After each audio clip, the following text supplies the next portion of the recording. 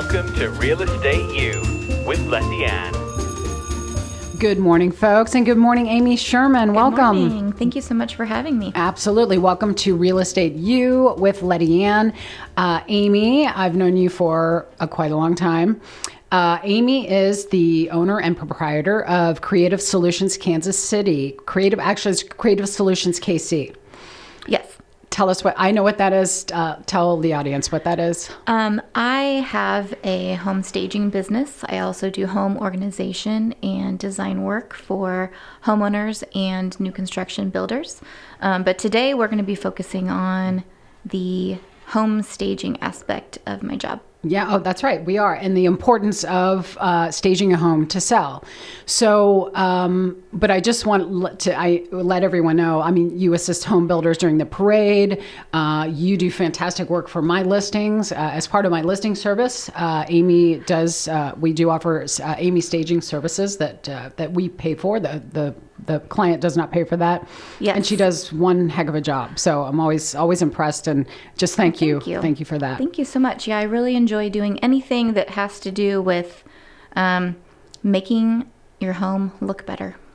And we built a home, our first home my husband and I built together, and Amy helped us through the process from A to Z, picking out the tile, picking out the granite. I'm not good at that, and I can honestly say I don't care to do that. It doesn't interest me. So leave it to the professionals.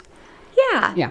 But one thing I loved about working with you, Lettiann, in your new home is that you didn't really want, a cookie cutter, boring house. You wanted to... Does that surprise you, Andy? Jazz it up a little bit and add some fun colors. And that was really fun for me to help you create a home that you love, that is reflective of your personality and the things and the colors that you love. So yeah, and thank you. And it was so fun to do that, because you're like, oh yeah, just be you. If you like that light fixture and it reminds you of icicles, get it.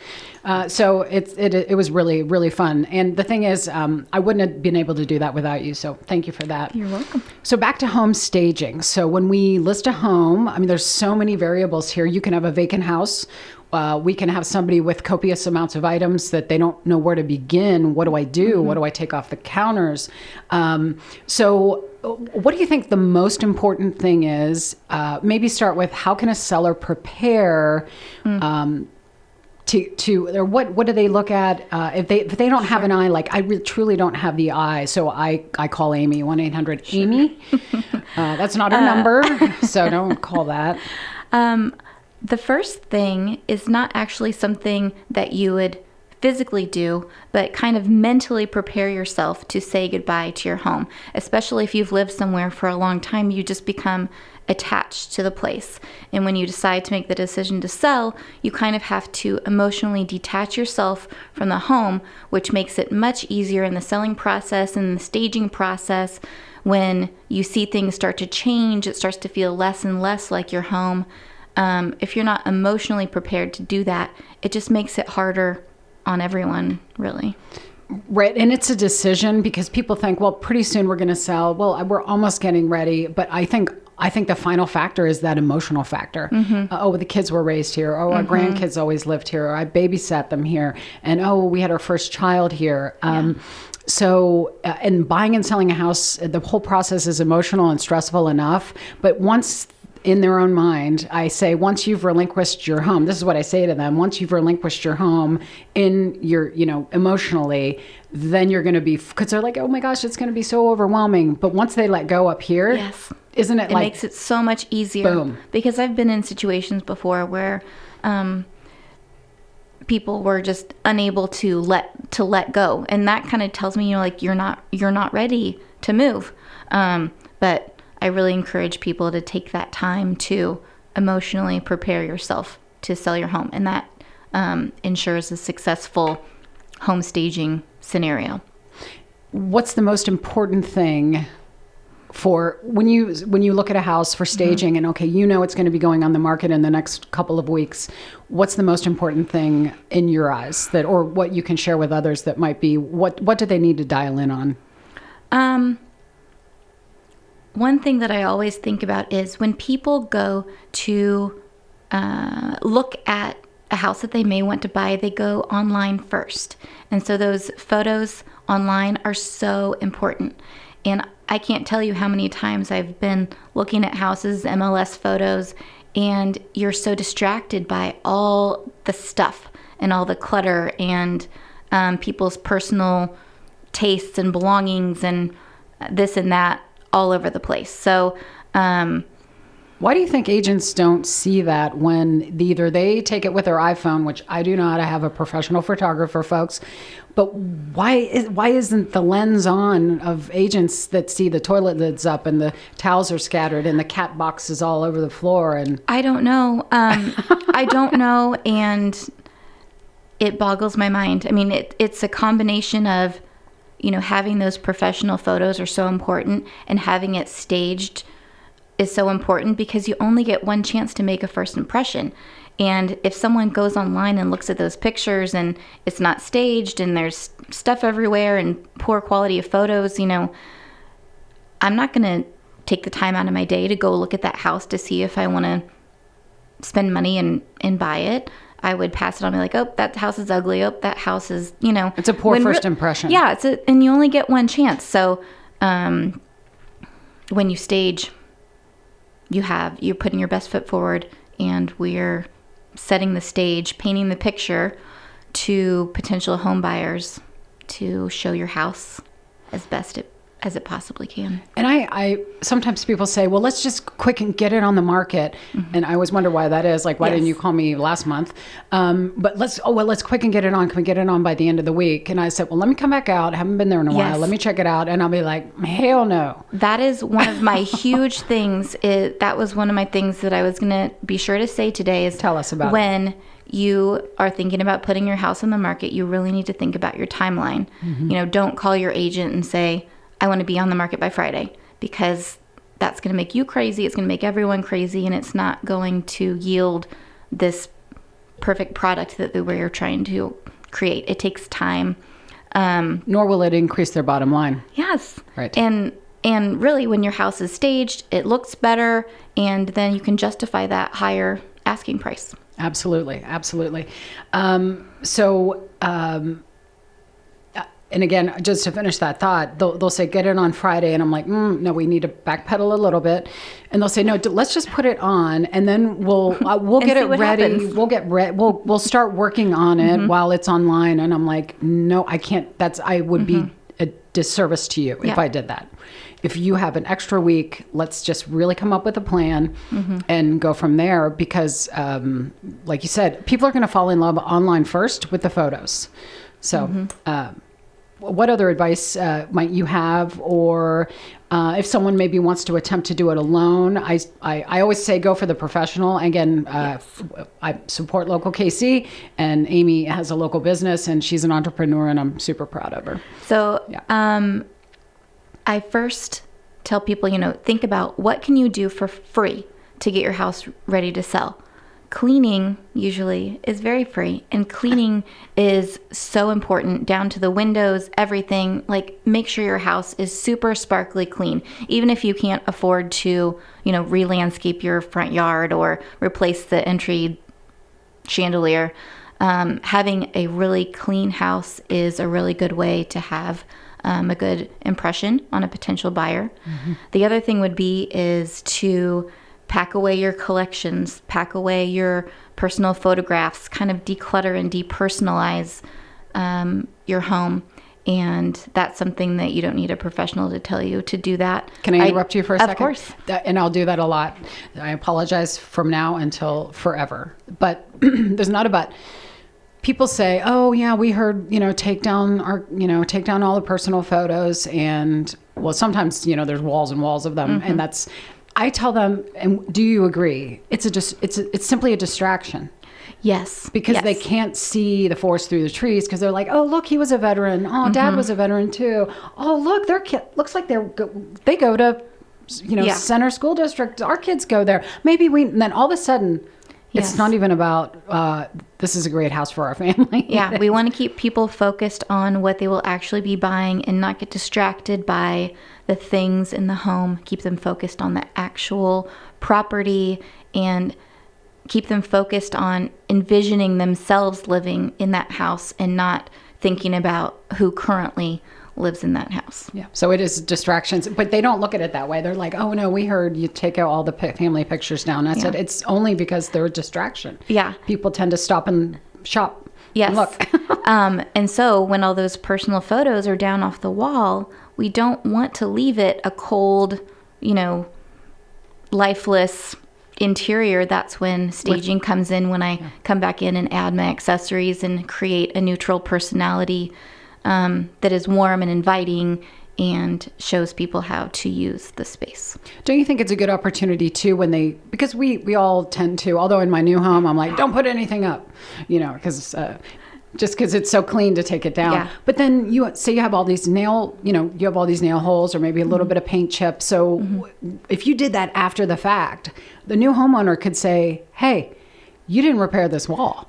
So now you've taken all the photos down, and maybe that's a suggestion to say, okay, this is a good time to patch the drywall, and why don't we paint this wall? Yes, that kind of leads into another thing to do when you get ready to sell your house is, take care of those little handyman items that are either going to be, noticeable as you walk through the home, or something that is wrong that is going to turn up in inspections. You want to go ahead and take care of those things on the front end so that people, they're going to want you to fix them at some point. Might as well get it taken care of, fix that leaky faucet, things like that. And I find that people who've lived in their home for a long while, they no longer see that. Absolutely. So the second set of eyes we strongly encourage you to hire a real estate professional, but then it's the professional realtor that you hired who has these amazing vendors and contractors. Mm-hmm. If someone wants to go on a listing appointment with me, or I go with one of my associates, I said, look, to another set of eyes and ears, it's like going to the doctors. Yes. But then when we come in, we start the process, the real estate professional, and say, my best advice would be to do this. Now, really to fine tune it, I'm going to send Amy over here, and she's really going to dial it in for you. Mm-hmm. And don't a lot of people get excited? And by dialing it, they hate it. Dialing it in. Punch list this like 4 days long. They're like, I become the evil list, and I'm okay with that because. I make a very detailed list of exactly everything that the seller needs to do to get ready for me to come back in to do the final staging, to put those finishing touches on your home. And yes, it is overwhelming, but when all those things are checked off the list and your house looks so good, you'll thank me at the end, even though you hate me while you're going through it. They only hate you during, but I'll come back in and I'll go, oh my gosh, this looks like a different place. So like, we did everything. It took us 5 days and we didn't sleep, but we did everything on Amy's list. I'm like, I'm super proud of you because she knows what she's talking about. The house looks completely different. Yeah. And it's crazy. When you live in a house for a long time, like you said, you can't see those things. You need a fresh set of eyes. You need someone that can come in and look at your home from the buyer's perspective. And when you live in your home every day, the way that you live in your home is very different than the way we need to present. It could be very different than the way we need to present your home for a sale. So, and I think by throwaway, giveaway, keep piles, they don't realize, wow, I just invested that 5 days, but now I've been to Goodwill 4 times. I've called, the junk company. They've picked it up, and wow, like now they're feeling like, okay. Yeah, it's really setting you up for when you move to your next home. You'll know exactly what you have. It'll be hopefully more organized, packed away. You'll be ready to go. It's being proactive because they're going to have to do it anyway. Mm-hmm. Yeah. So let's say there's a vacant house, Amy, and if you had to pick 2 to 3 rooms for someone to say, look, what should I do? We've already moved out, but this looks a little stale and cold. What rooms would you recommend that they stage? Well, part of it is absolutely the kitchen countertops.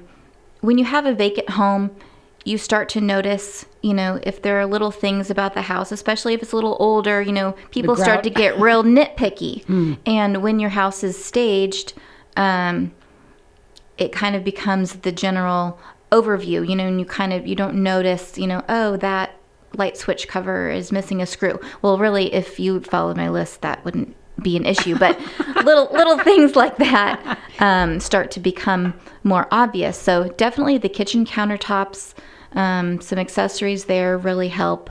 If there's a master bathroom, doing the countertop accessories and maybe some fresh white towels.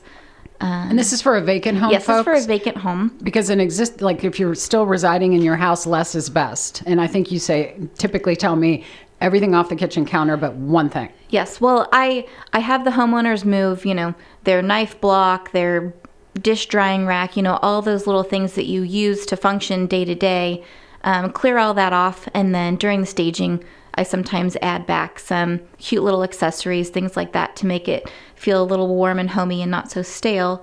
But in a vacant situation, sometimes, if the budget allows, I love to bring in some rental furniture, stage the master bedroom if it allows. Sometimes especially if there's a difficult floor plan, people have a really hard time visualizing how to use that space, and they think, oh, my couch isn't even going to fit in here.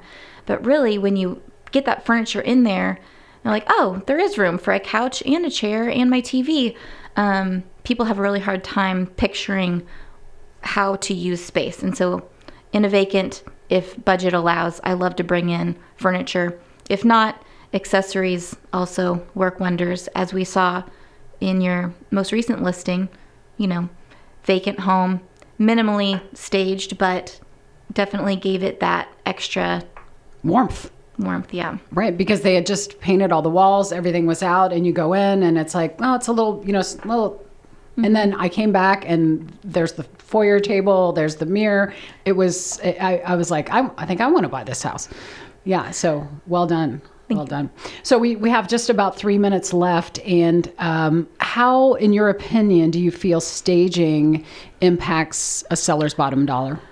Well, when you stage, as I said before, you're putting your best foot forward. You only get one chance to make a first impression. And when you make your house look as good as you possibly can, that means that you're going to have less time on the market, less chance of price reductions. If you sell your home faster, then that's less mortgage payments that you need to make. Mm-hmm. And that's right.